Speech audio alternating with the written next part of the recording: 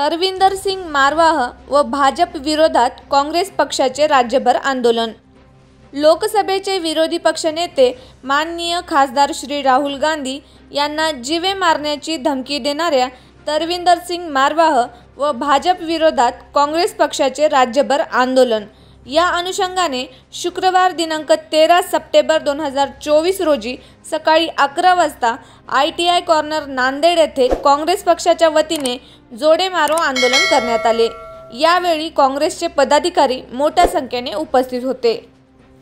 राहुल गांधी तुम संघर्ष करो, हम तुम्हारे संघर्ष करो, हम तुम्हारे साथ कर चले जाओ।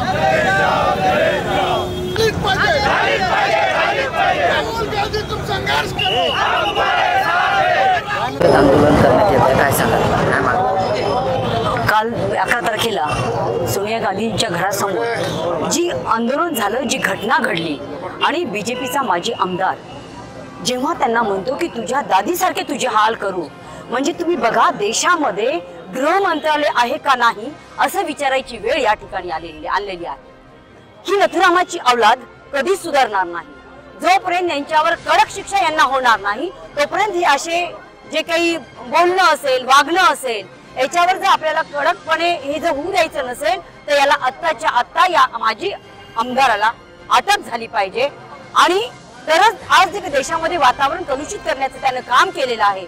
एक साध्या गोष्टीवर भाजपचे लोक आक्रमक होतात आणि वातावरण बिघडवते म्हणतात। आज एवढं मोठ्या एका विरोधी पक्ष नेत्याच्या विरोधात स्टेटमेंट असताना कुठेही भाजपच्या लोकांनी कुठेही त्याचा निषेध केलेला नाहीये।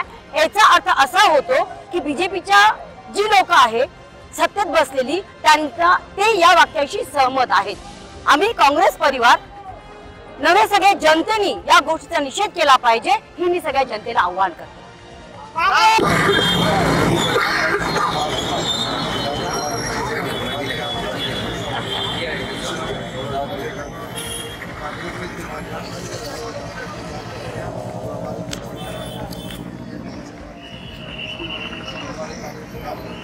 निषेध किया और जिस तरह से भाजपा होता है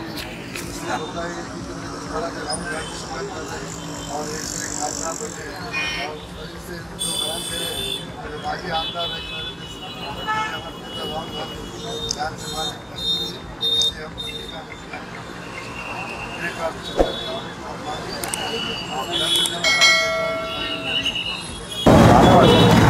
राहुल गांधी यांना धमक्या देण्यात येत आहेत आणि आज काँग्रेसच्या वतीने निषेध आंदोलन करण्यात काय सांगा?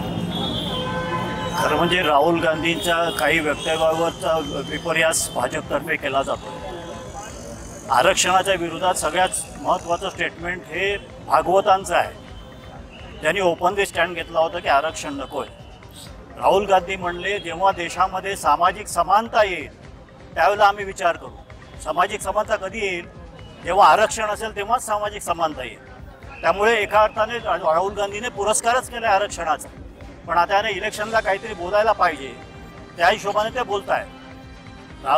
भाजपच्या खासदारांनी म्हटलं होतं की आम्हाला संविधान बदलायचं 400 पार द्या म्हणून। आम्ही काही काँग्रेसने म्हटलं नव्हतं, ते म्हणतात काँग्रेसने नेरेटिव्ह निर्माण केला, काँग्रेसने अजिबात केला नव्हता। भाजपच्या खासदारांनी म्हटलं आणि त्या खासदारांना परत तिकीट दिली भाजपने की ज्यांना संविधान बदलायचं असं स्टेटमेंट केलं त्यांना परत तिकीट दिली। आणि आज भाजपवाले आज राहुल गांधीच्या विरोधात बोलतात काय? त्यांना लाज वाटली पाहिजे भाजपवाल्यांना की ज्यांनी राहुल गांधीच्या विरोधात स्टेटमेंटचा विपर्यास करून त्याचा राजकीय करायचा प्रयत्न करतायत। आम्ही याचा निषेध करतो आणि म्हणूनच आम्ही रस्त्यावर आहोत।